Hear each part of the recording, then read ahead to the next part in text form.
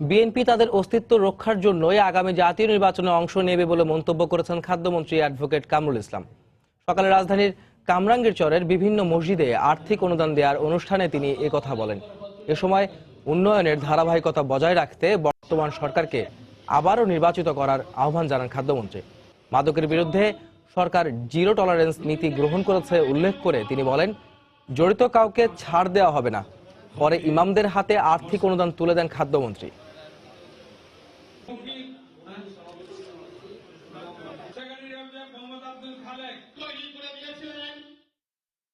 নির্বাচন হবে সামনে, ডিসেম্বর মাসে নির্বাচন, একটা সুন্দর পরিবেশে নির্বাচন হবে আমরা আশা করি।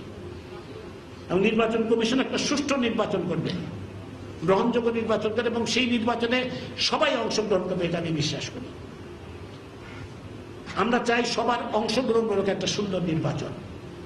নির্বাচনকালীন সরকারি নেতৃত্বের মাননীয় প্রধানমন্ত্রী জননেত্রী শেখ হাসিনা, এটা সংবিধানের কথা। এবং আমরা বিশ্বাস করি আজকে বিএনপি যত কথাই বলুক না কেন, আমরা বিশ্বাস করি বিএনপি নির্বাচনে আসবে এবং একটা প্রতিযোগিতামূলক নির্বাচন হবে। আমরা বিশ্বাস করি নির্বাচনে বিএনপি আসবে, না আসলে তাদের অস্তিত্ব সংকট সৃষ্টি হবে, তাদের অস্তিত্ব থাকবে না। ৭১ মানবতা বিরোধী অপরাধ মামলায় মৌলভীবাজারের আকমল আলী তালুকদার সহ 4 জনের ফাঁসির আদেশ দিয়েছেন আন্তর্জাতিক মানবতা বিরোধী অপরাধ ট্রাইব্যুনাল। সকালে বিচারপতি শাহিনুর ইসলামের নেতৃত্বে 3 সদস্যের ট্রাইব্যুনাল বেঞ্চ আব্দুল নূর তালুকদার ওরফে লাল মিয়া, আনিস মিয়া ও পলাতক আব্দুল মোসাব্বির মিয়ার বিরুদ্ধে এই রায় দেন। 1971 সালে মহান মুক্তিযুদ্ধে রাজনগর উপজেলায় লুটপাট, অগ্নিসংযোগ, ধর্ষণ, অপহরণ সহ 61 জনকে হত্যার অভিযোগে তাদের বিরুদ্ধে এই রায় দেওয়া হলো। গত 27 মার্চ মামলার বিচার কাজ শেষ হয়। 4 জন আসামির মধ্যে একমাত্র আকমল আলী তালুকদার কারাগারে রয়েছেন, অন্য 3 আসামি পলাতক রয়েছেন। 1 নম্বর যে চার্জটা ছিল, সে 1 নম্বর চার্জটা ছিল গণহত্যার চার্জ, জেনোসাইডের চার্জ, এবং এই চার্জে সবাইকেই মৃত্যুদণ্ডে দণ্ডিত করা হয়েছে। আর 2 নম্বর চার্জটা ছিল 2 জনকে অপহরণ, টর্চার করে তাদেরকে হত্যা করা হয়েছে, এবং সেটার জন্য আমৃত্যু কারাদণ্ডের আদেশ দিয়েছেন আদালত। পলাতক আসামিদেরকে যেদিন গ্রেফতার হবে সেদিন থেকে তাদের সাজা কার্যকর হবে। টাঙ্গাইলে মাইক্রোবাসের সিলিন্ডার বিস্ফোরণে 3 জন নিহত হয়েছেন। এ ঘটনায় এক এসআই সহ 4 পুলিশ সদস্য আহত হয়েছেন।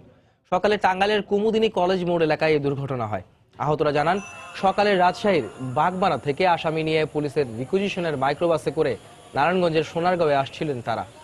গাড়িটি টাঙ্গাইল পৌর এলাকার কুমুদিনী কলেজ গেট এলাকায় পৌঁছলে হঠাৎ গ্যাস সিলিন্ডার বিস্ফোরিত হয়। এতে ঘটনাস্থলেই আসামি ফারুক ও তার 2 স্বজন সহ 3 জন নিহত হন। এ ঘটনায় নারায়ণগঞ্জের সোনারগাঁ থানার এসআই সহ 4 পুলিশ সদস্য আহত হন। আহতদের উদ্ধার করে টাঙ্গাইল মেডিকেল কলেজ হাসপাতালে ভর্তি করা হয়।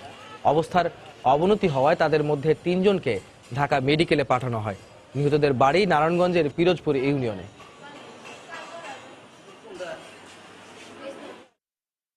হঠাৎ করে কিছু বুঝতেই পারলাম না, মানে আমাদের গাড়ির হাইস গাড়িটার গ্যাস সিলিন্ডারটা ব্লাস্ট হয়ে যায়।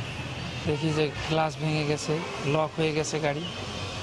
পরে আমি জানালা দিয়ে বের হয়ে দেখি আমার এসআই সব পরে যাইতে হয়েছে। তারপরে লোকজনের সহায়তা নিলাম, নিয়ে ওনাকে বের করলাম। গ্যাস সিলিন্ডারে বিস্ফোরণ ঘটে, পিছনে ডালা উড়ে যায়, 3 জন হাতে নিচে পড়ে যায়, ভিতরে আটকা পড়ে 5 জন।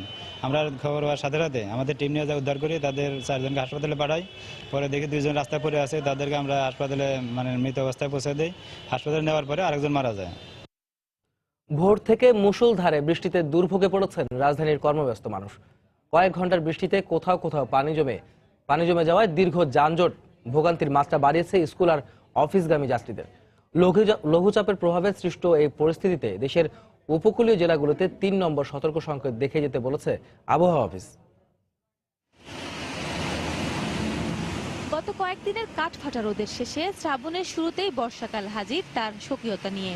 কখনো মুষলধারে, কখনো বা টিপটিপ বৃষ্টি ভোর থেকেই ঝরছে রাজধানীতে। এই অবস্থায় দিনের শুরুতেই নাকাল হতে হয়েছে জরুরি কাজে বের হওয়া নগরবাসীকে। ছোট অলিগলি থেকে শুরু করে বড় সড়ক যানজটে দুর্ভোগে পড়তে হয় স্কুল কলেজের শিক্ষার্থী সহ কর্মজীবী মানুষগুলোকে। বৃষ্টিতে ভিজে যাচ্ছে, অফিসে যেতেই হবে, যেতেই হবে, কোনো কিছু করার নাই। বৃষ্টির সময় একটু গাড়ি বেশি পাওয়া যায় না, দামও বেশি না, ভাড়াও বেশি না, এটাই ভোগান্তি। সবচেয়ে বড় সমস্যা যেটা সেটা হলো জলাবদ্ধতা। গাড়ির জন্য অনেক অপেক্ষা করছে কিন্তু পাই নাই, পরে ভিজে ভিজে আসতে হয়েছে ছাতা কিনা। ট্রাফিক যানজটের জন্য সবাই অসুবিধা ভোগ করতেছে। আবহাওয়া অফিস জানিয়েছে লঘুচাপের প্রভাবে শুরু হওয়া এই বৃষ্টি স্থায়ী হতে পারে আরো 5 থেকে 6 দিন। উত্তর বঙ্গোপসাগরে বায়ুর চাপের তারতম্যের আধিক্য বিরাজ করছে এবং মৌসুমী বায়ু উত্তর বঙ্গোপসাগরে প্রবল অবস্থা রয়েছে এবং মৌসুমী বায়ুর কারণে আপনার বৃষ্টি হচ্ছে, বিশেষ করে 21-22 তারিখে গিয়ে থেকে হয়তো এর প্রবণতা আরো বাড়তে পারে। মৌসুমী এই বৃষ্টি সকালের কর্মব্যস্ত মানুষগুলোর ভোগান্তির কারণ হলেও গত কয়েকদিনের তাপদাহ কমায় স্বস্তিতে রাজধানীবাসী। সাদিয়া আফরিন, সময় সংবাদ, ঢাকা। প্রবল স্রোত ও নাব্য সংকটের কারণে মাদারীপুরের কাঁঠালবাড়ি শিমুলিয়া নৌরুটে ফেরি চলাচল ব্যাহত হওয়ার চাপ বেড়েছে মানিকগঞ্জের পাটুরিয়া দৌলতদিয়া ঘাটে। বিআইডব্লিউটিসি জানায় গত কয়েকদিন ধরে কাঁঠালবাড়ি শিমুলিয়া নৌরুটের পণ্যবাহী ট্রাকগুলো পাটুরিয়া দৌলতদিয়া ঘাট ব্যবহার করছে।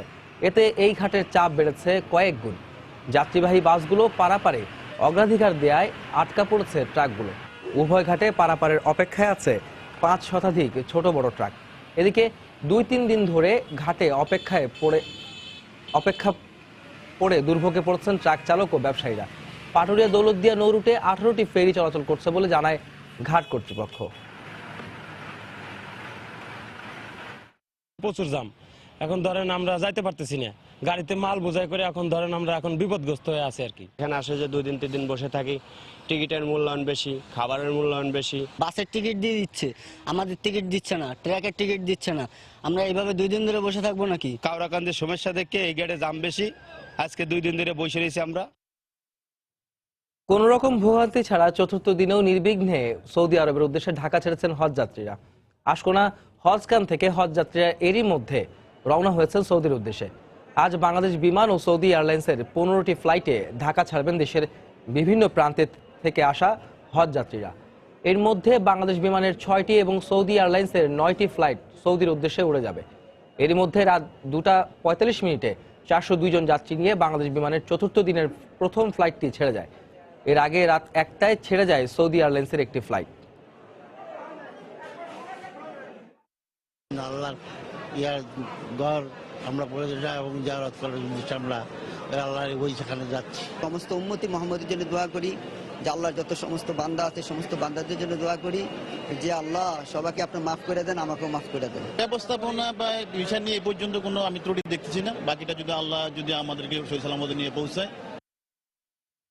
হজ যাত্রার চতুর্থ দিনের আজ এই মুহূর্তে আশকোনা হজ ক্যাম্পে আছেন রিপোর্টার হাবিবুল ইসলাম হাবিব। সরাসরি চলে যাচ্ছি তার কাছে। হাবিব। সালেহীন, এই মুহূর্তে আপনাকে বলতে চাই যে আজকে হজ যাত্রার চতুর্থ দিনে এসেও কিন্তু নির্বিঘ্নভাবে নিরবচ্ছিন্নভাবে হজ যাত্রীরা সৌদির উদ্দেশ্যে গমন করছেন একে একে ফ্লাইটে। ইতোমধ্যে কিন্তু 8টি হাজিদের নিয়ে 8টি ফ্লাইটে সৌদি এবং বাংলাদেশ এয়ারের মোট 8টি ফ্লাইটে করে সৌদিরা হাজিরা হজ যাত্রীরা সৌদির উদ্দেশ্যে রওনা করেছেন শাহজালাল আন্তর্জাতিক বিমানবন্দর থেকে। এছাড়া এখনও কিন্তু 5টি ফ্লাইট বাকি রয়েছে। তো কিছুক্ষণ পরেই একটি ফ্লাইট ছেড়ে যাওয়ার কথা রয়েছে, অর্থাৎ 12:45 একটি ফ্লাইট ছেড়ে যাওয়ার কথা রয়েছে।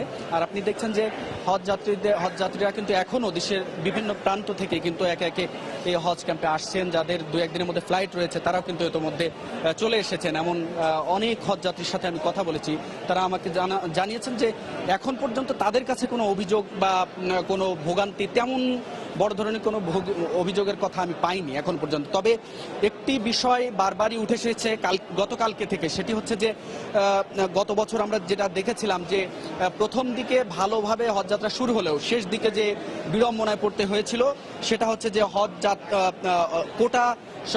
কোটা রিপ্লেসমেন্ট, অর্থাৎ হজ যাত্রীদের রিপ্লেসমেন্ট সুবিধা বা বদলি সুবিধা কম থাকার কারণে শেষ দিকে এসে ভিসা পেতে জটিলতা হয়েছিল। এবারও সেই সমস্যাটি গতকালকে থেকে উঠে এসেছে।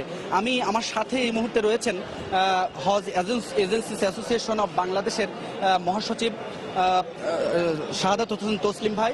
আমি তার সাথে একটু জানতে চাইবো যে গতকালকে থেকে যে মিটিং হচ্ছে পর্যায়ক্রমে হজ এজেন্সি মালিকদের সাথে, তাদের সাথে কোন বিষয়গুলো নিয়ে আলাপ হয়েছে? আমরা যতদূর জানি গতকালকে আংশিক বৈঠক হয়েছে, আজকে বাকিটা হওয়ার কথা। আসলে মানে কি সিদ্ধান্ত হতে যাবে বা কোটা আপনারা কি পরিমাণ কোটা চান? আপনি সঠিক বলেছেন, গতকাল 56টি এজেন্সির সাথে বৈঠক হয়েছিল ধর্ম বিষয়ক মন্ত্রণালয়ে। সেখানে ধর্ম বিষয়ক মন্ত্রণালয়ের সচিব মহোদয় এবং আমরা উপস্থিত ছিলাম। 56টি এজেন্সির সুবিধা অসুবিধাগুলি জানার চেষ্টা করা হয়েছে, জানতে চাওয়া হয়েছে এবং হ্যাঁ সেখানে একটি বিষয় উঠে এসেছে যে সকল হজ এজেন্সি প্রায় বলছেন যে ওনাদের অনেক হজ যাত্রী স্বেচ্ছায় ড্রপ করছেন। কেউ মৃত্যুবরণ করেছেন, কেউ গুরুতর অসুস্থ হয়েছেন এবং কারোর অন্যান্য সমস্যার কারণে। আপনারা জানেন যে এই দেশের ম্যাক্সিমাম হজ যাত্রীগণই কিন্তু বয়স বেশি, এই কারণে অনেক বয়স্ক লোকদের কিন্তু অসুস্থ হওয়া স্বাভাবিক। আর না, ঠিক এই মুহূর্তে আমি মনে করি যে যেসব এজেন্সিগুলির যা যা অপূর্ণ রয়েছে, যেগুলি রিপ্লেস হওয়া, পুনঃস্থাপন হওয়া প্রয়োজন, সেগুলি অ্যাডজাস্ট করা উচিত ধর্ম বিষয়ক মন্ত্রণালয়। তো সালেহীন, আপনাকে ধন্যবাদ শাহাদাত ভাই। তো যেমনটি বলছিলেন উনি যে পরিমাণ হজ যাত্রী অসুস্থ হয়েছেন বা মৃত্যুজনিত কারণে যেতে পারছেন না, তাদের প্রতিস্থাপনে অন্য কাউকে পাঠানোর জন্য তারা দাবি জানাচ্ছেন। তো আজকেও কিন্তু বৈঠক রয়েছে সচিবালয়ে এ বিষয়ে এজেন্সি মালিকদের সঙ্গে। দেখা যাক, আমরা পরবর্তীতে হয়তো সেই বৈঠকের সিদ্ধান্তের বিষয়ে আপনাকে বিস্তারিত জানাতে পারবো। তো এই ছিল আশকোনা হজ ক্যাম্প থেকে সার্বিক চিত্র। সালেহীন, ধন্যবাদ হাবিব। আশকোনা হজ ক্যাম্প থেকে হজ যাত্রার সবশেষ খবর জানাচ্ছিলেন সহকর্মী হাবিবুল ইসলাম হাবিব। এদিকে হজ ফ্লাইটের কথা বলে হঠাৎ করেই বন্ধ করে দেয়া ঢাকা রিয়াদ রুটের সরাসরি ফ্লাইট আবারও চালু করতে যাচ্ছে বাংলাদেশ বিমান। আগামী 19 জুলাই থেকে সপ্তাহে 3টি ফ্লাইট এই রুটে চলাচল করবে বলে জানিয়েছে কর্তৃপক্ষ। এই সিদ্ধান্তে খুশি প্রবাসীরা। বিস্তারিত সৌদি আরবের প্রতিনিধি আরিফুর রহমানের রিপোর্টে। গেল সপ্তাহে হজ উপলক্ষে হঠাৎ করেই কোনো ধরনের নোটিশ না দিয়ে ঢাকা রিয়াদ রুটে ফ্লাইট বন্ধ ঘোষণা করে বাংলাদেশ বিমান। এ নিয়ে ব্যাপক সমালোচনার পর আবারও বন্ধ ফ্লাইট চালু করার ঘোষণা দিয়েছে কর্তৃপক্ষ। আগামী 19 জুলাই থেকে এই রুটে সপ্তাহে 3 দিন যাত্রীবাহী বিমান চলাচল করবে বলে জানান এই কর্মকর্তা। বাংলাদেশ সরকার, বিমান মন্ত্রণালয় এবং বিমানের প্রচেষ্টায় এবং সৌদি আরবস্থ সিভিল এভিয়েশনের সহযোগিতায় আমরা সপ্তাহে 3 দিন পুনরায় যাত্রী পরিবহনের জন্য বিমান অপারেশন শুরু করছে আগামী 19 জুলাই থেকে। বিমানের ব্যবসা সফল এই রুটে হজের কারণে ফ্লাইট বন্ধের সিদ্ধান্ত এবারই প্রথম। শুরুতে ক্ষোভ প্রকাশ করলেও নতুন করে তা চালু করা সিদ্ধান্তে খুশি প্রবাসীরা। আমরা এই মাত্র খবর পেলাম যে বিমানের টিকিট চালু করেছে, আমরা ঘরে যেয়ে ঈদ করতে পারবো। এই জন্য বাংলাদেশ বিমান কর্তৃপক্ষকে ধন্যবাদ। বিমানের টিকিট কিছুদিনের ভিতরে বন্ধ ছিল, এখন যাক বিমানের টিকিট পাওয়াতে আমরা অনেক আনন্দিত, খুশি হয়েছি। খুব টেনশনে ছিলাম, এখন শুনতেছি বিমানের টিকিট আবার চালু হয়েছে, এখন আমরা খুব আনন্দিত। এদিকে বিমানের এমন সিদ্ধান্তে বিড়ম্বনা পড়লেও ট্রাভেলস ব্যবসায়ীরা মনে করছেন পুনরায় চালু হলে ভ্রমণকারী যাত্রীদের কষ্ট কিছুটা হলেও লাঘব হবে। 19 তারিখ থেকে আবার ফ্লাইট দেওয়া শুরু হবে, এটা আশান্বিত আমরা। আমাদের প্রবাসীদের অনেক, পুরাটা না হলেও 50% আমাদের আকাঙ্ক্ষা ফলপ্রসূ হবে, এই বিশ্বাস আমরা রাখি। আমাদের যাত্রীদেরকে সেবা এবং টাইম টেবিল যেন ঠিক থাকে, এটাই আমাদের প্রত্যাশা। নতুন করে ফ্লাইট চালু হওয়ার খবরে অনেকে খুশি হলেও আগে যেখানে সপ্তাহে 6টি ফ্লাইটে গড়ে 5000 যাত্রী ভ্রমণ করতেন, সেখানে 3টি ফ্লাইটে শুধুমাত্র 1200 যাত্রী পরিবহনে কতটুকু সন্তুষ্ট থাকবেন রিয়াদ প্রবাসীরা, তা এখন দেখার বিষয়। আরিফুর রহমান, সময় সংবাদ, সৌদি আরব। বাড়ি ভাড়া রাজধানীর মানুষগুলোর জন্য যেন আর্থিক এবং মানসিক অত্যাচারের আরেক নাম। কোনোভাবেই বন্ধ করা যাচ্ছে না বাড়িওয়ালাদের দৌরাত্ম্য।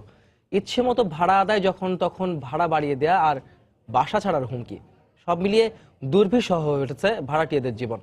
আইনজীবীরা বলছেন, আদালতের নির্দেশনার পরও দীর্ঘদিনেও বাড়ি ভাড়া নিয়ন্ত্রণ কমিশন গঠন না হওয়ায় সুরাহা হচ্ছে না ভাড়াটিয়া বাড়িওয়ালা বিরোধের। বিলাত হোসেনের রিপোর্ট। ড্রয়িং ডাইনিং একসঙ্গেই, পুরো বাসায় মোটে একটি মাত্র বেডরুম, তার উপরে স্যাঁতস্যাঁতে পুরনো দেয়াল। কিন্তু ভাড়া শুনলে যে কারোর চোখই কপালে উঠবে। মাস শেষে যখন বাড়িওয়ালাকে গুনে গুনে দিতে হয় 16,000 টাকা, তখন অসহায় ভাড়াটিয়ার একমাত্র উপায় যেন সাবলেট। এখন আমি পুষাইতে পারি না, যখন আমরা 2 ভাই বোনে থাকতেছি। বাড়ি ভাড়া নিয়ে যেসব অভিযোগ রয়েছে, রাজধানীর আগারগাঁওয়ের কয়েকটি মহল্লা ঘুরে দেখা গেল তার বাস্তব উদাহরণ। 700 স্কোয়ার ফিটের বাসা ভাড়া মনে করেন এখন 15,000, 15,500, 14,000-এর নিচে বাসা ভাড়া নেই। আমাদের কথা কোনো বাড়ি এলা শুনে না, পারলে থাকুন, না পারলে চলে যাও। গুলশান, বাড়িধারা, ধানমন্ডি কিংবা লালমাটিয়া, ন্যূনতম 50,000 থেকে 1 লাখ টাকা মাসিক আয় না হলে এসব এলাকায় থাকা এখন অনেকটা স্বপ্নের মতো। কাঁঠাল বাগানও পিছিয়ে নেই কোনো অংশে। রাজধানী ঢাকায় বাড়ি ভাড়ার নামে ভাড়াটিয়াদের উপর এক ধরনের যে নির্যাতন চলছে, তার চিত্র অনেকটাই ফুটে ওঠে এই কাঁঠাল বাগান এলাকায়। যেখানে নানা বিড়ম্বনা আর অসুবিধা থাকা সত্ত্বেও মাস শেষে গুনতে হয় মোটা অঙ্কের টাকা। ভাড়াটিয়ারা বলছেন কর্মস্থল কিংবা সন্তানের স্কুল কলেজের কারণেই অনেকটা বাধ্য হয়ে সুবিধামতো এলাকায় থাকতে হচ্ছে তাদের, আর সেই সুযোগেই ইচ্ছামতো ভাড়া আদায় করে নিচ্ছেন বাড়িওয়ালারা। বৃষ্টি হওয়ার সাথে সাথে বৃষ্টি হওয়ার আগে পানি হয়ে মাজা পানি হয়ে যায়, তারপরও এই এলাকায় বাসা ভাড়া প্রচুর পরিমাণ বেশি। এত অভিযোগ যেন গায়ে মাখারই সময় নেই এই শহরের বাড়িওয়ালাদের। না, এটা যারা বলে তারা ভুল বলছে। আইনের কার্যকারিতা না থাকাকেই বাড়ি ভাড়া বিরোধের অন্যতম কারণ বলছেন আইনজীবীরা। অন্যদিকে সিটি কর্পোরেশন বলছে এই বিষয়ে পদক্ষেপ নিতে প্রয়োজন আইনের আরো সহজীকরণ আর সুনির্দিষ্ট নীতিমালার। এইটার ব্যাপারে সরকার, আমাদের সংসদ কেউই কোনো গুরুত্ব দিচ্ছেন না। বাড়ি ভাড়া নিয়ন্ত্রণ আইনটা এক ধরনের অকার্যকর হয়ে আছে, এই কারণে আমরা অল্টারনেটিভ ওয়েতে কিছু নির্দেশনা চেয়েছি। রুলসের মাধ্যমে কিভাবে ধরেন সহজ করা, 20,000 টাকা উঠতেছে, পরের বছর বলতে আমাকে 25,000 টাকা দিতে হবে, তো এর তো একটা সীমা রেখা থাকবে। বাড়িওয়ালাদের দৌরাত্ম্য বন্ধে এলাকা ভেদে ভাড়া নির্ধারণ করে দেওয়ার পাশাপাশি প্রতিটি ওয়ার্ডে মনিটরিং কমিটি গঠনের পরামর্শ সংশ্লিষ্টদের। বেলায়েত হোসাইন, সময় সংবাদ, ঢাকা। প্রয়োজনীয় সরঞ্জামের অভাবে কাঙ্ক্ষিত চিকিৎসা সেবা দিতে পারছে না চট্টগ্রামের জেনারেল হাসপাতাল। 3টি অপারেশন থিয়েটারের মধ্যে 2টি টেবিল এবং সিলিং লাইট নষ্ট। সে সঙ্গে সংকটে রয়েছে ডায়াথার্মি, ল্যাপ্রোস্কোপি ও প্যাথোলজি অ্যানালাইজারের। 3 বছর পর এক্স রে মেশিন চালু হলেও নেই পর্যাপ্ত টেকনিশিয়ান। নানা জটিলতার কারণে যন্ত্রপাতিও সংগ্রহ করতে পারছে না হাসপাতালটি। জেনারেল হাসপাতাল নিয়ে কমলদের 2 পর্বের ধারাবাহিক প্রতিবেদনের আজ দেখুন শেষ পর্ব। ক্যামেরায় ছিলেন সাখওয়াত চিপু। বর্তমানে নানা সমস্যায় জর্জরিত চট্টগ্রামের জেনারেল হাসপাতালটি, বিশেষ করে প্রয়োজনীয় যন্ত্রপাতির সংকট মারাত্মক। হাসপাতালের 3টি অপারেশন থিয়েটারের মধ্যে পুরোদমে চালু রয়েছে মাত্র 1টি অপারেশন থিয়েটার, বাকি 2টি চালাতে হচ্ছে অনেকটা জোড়াতালি দিয়ে। অপারেশন টেবিলগুলো যেমন ত্রুটিপূর্ণ তেমনি নষ্ট হয়েছে অপারেশন থিয়েটারের সিলিং লাইটও। 3টা ওটিতে আমরা কাজ করতেছি, তার মধ্যে 2টা ওটি টেবিলটা টোটালি নষ্ট, একটা মাত্র সিলিং লাইট ফাংশনিং, আরগুলি কোনো প্রকার আমরা জোড়াতালি দিয়ে কাজ চালাই নিচ্ছি। প্রতিনিয়ত আমরা লিখতেছি উপর দিকে, কিন্তু ঠিকমতো এখনো সরবরাহ পাচ্ছি না। রোগ নিরূপণ বা প্যাথোলজি বিভাগে রয়েছে যন্ত্রপাতির সংকট। টানা 3 বছর বন্ধ থাকার পর সম্প্রতি চালু হয়েছে এক্স রে মেশিন, কিন্তু এক্স রে ফিল্ম সরবরাহ এবং টেকনিশিয়ানের সমস্যার সমাধান হয়নি। প্যাথোলজিতে আমার অ্যানালাইজার মেশিন নাই, আগেও ছিল না। আমার অবশ্যই একটা অ্যানালাইজার মেশিনের প্রয়োজন আছে, এবং এগুলা না হলে আমার এখন যদি নষ্ট হয়ে যায় কোনো জিনিস ওটিতে, তাহলে আমার ওটি বন্ধ হয়ে যাবে। প্রতিষ্ঠা লগ্ন থেকে রোগীদের বিনামূল্যে ওষুধ সরবরাহের বিধান রয়েছে হাসপাতালটিতে, কিন্তু বর্তমানে তালিকাভুক্ত 58 ধরনের ওষুধের মধ্যে বর্তমানে দেওয়া হচ্ছে মাত্র 23 ধরনের ওষুধ। কাশির জন্য কোনো ওষুধ নেই, ডায়াবেটিসের জন্য কোনো ওষুধ নেই, প্রেশারের জন্য কোনো ওষুধ নেই, এবং কোলেস্টেরলের জন্য চিকিৎসা করার যে ম্যান্ডেটরি ড্রাগস এগুলো নেই। এসকেবিসের সামান্য চিকিৎসা, এটাও আমাদের এখানে ওষুধ সাপ্লাই নেই। 1901 সালে তৎকালীন ব্রিটিশ সরকার বৃহত্তর চট্টগ্রামের রোগীদের সুবিধার্থে রংমহল পাহাড়ে হাসপাতালটি প্রতিষ্ঠা করে। 250 শয্যার এই হাসপাতালে আউটডোর, ইনডোর এবং জরুরি বিভাগে প্রতিদিন অন্তত 1500 রোগী চিকিৎসা সেবা নিচ্ছে। কমল দে, সময় সংবাদ, চট্টগ্রাম। 2018 সালকে ওষুধ বর্ষ ঘোষণা করা হলেও এ খাতের উন্নয়নে মডেল ফার্মেসি তৈরিতেই সীমাবদ্ধ রয়েছে ওষুধ প্রশাসন অধিদপ্তরের সব উদ্যোগ।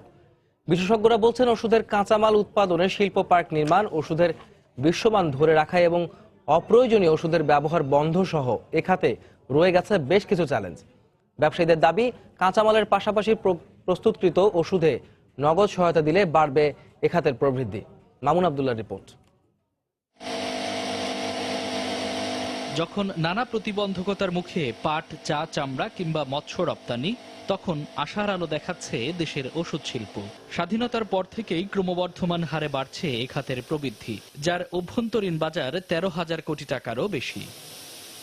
সম্ভাবনা বিবেচনায় বছরের শুরুতেই এ খাতের উন্নয়নে ওষুধকে প্রোডাক্ট অব দ্য ইয়ার ঘোষণা করেন প্রধানমন্ত্রী শেখ হাসিনা। 2018 সালের জন্য কাঁচামাল সহ ঔষধকে প্রোডাক্ট অব দ্য ইয়ার আমি ঘোষণা করছি।